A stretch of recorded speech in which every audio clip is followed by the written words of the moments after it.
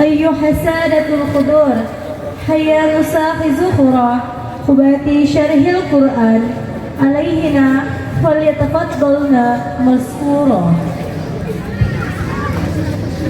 Now we move to the explanation of Holy Quran. Please welcome Bungawan Lestari, Husnatul Rif'ah dan Alfia Kansa. It's the time for you to be on the stage. Acara selanjutnya Syahril Quran yang akan disampaikan oleh Saudari Husnatul Rif'ah, Bungawan Lestari dan Alfia Kansa. Kepadanya dipersilahkan.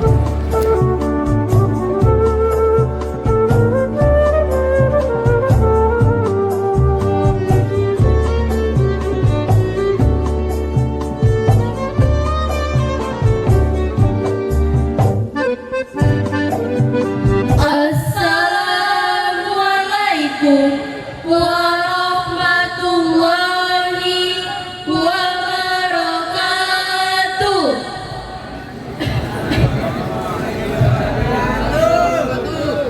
Alhamdulillahi wahda, wassalatu wassalamu ala nabiyya ba'da.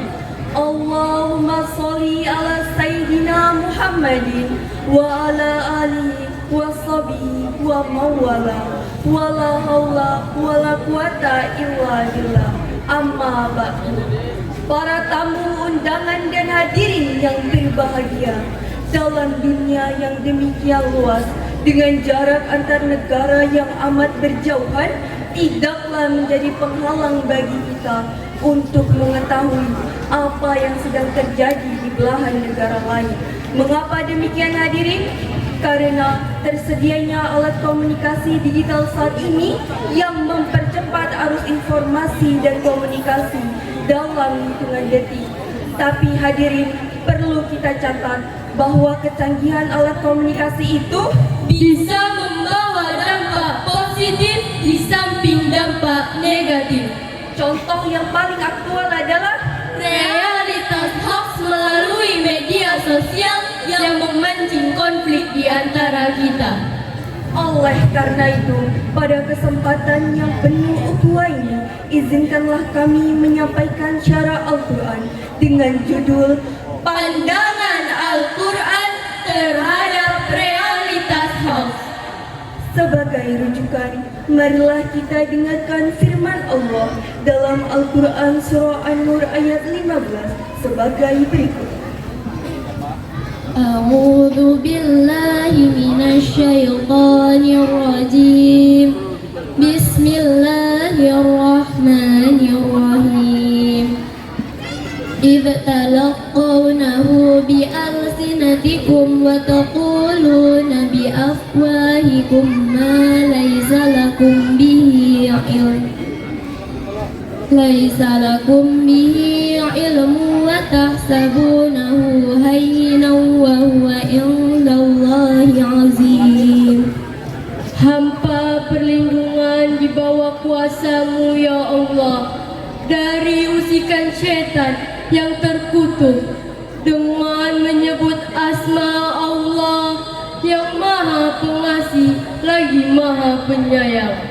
Ingatlah di waktu kamu menerima perintah bohong itu dari mulut ke mulut dan kamu katakan dengan mulutmu apa yang tidak kamu ketahui sedikit pun dan kamu menganggapnya remeh.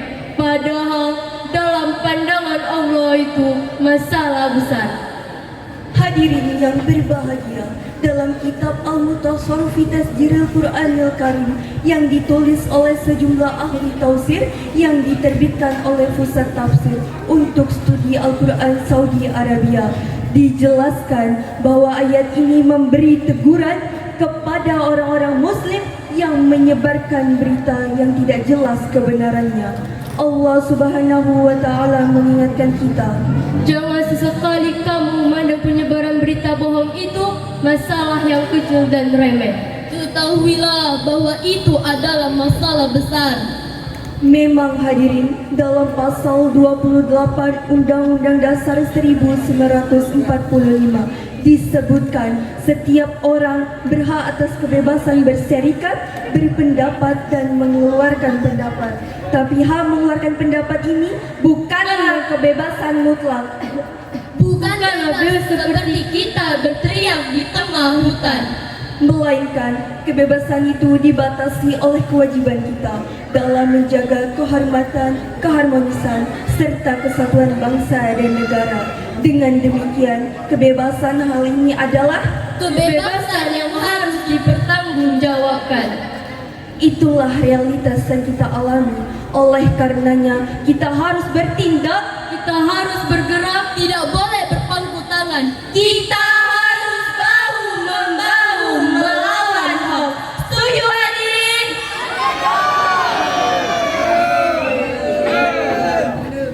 Untuk itu hadirin, marilah kita dengarkan firman Allah dalam Al-Quran surah Al-Hujurat ayat 6 sebagai berikut.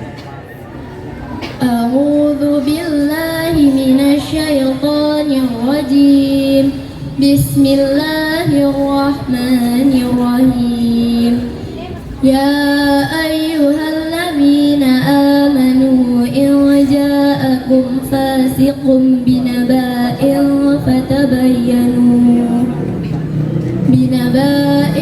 فتبينوا أن تصيبوا قوما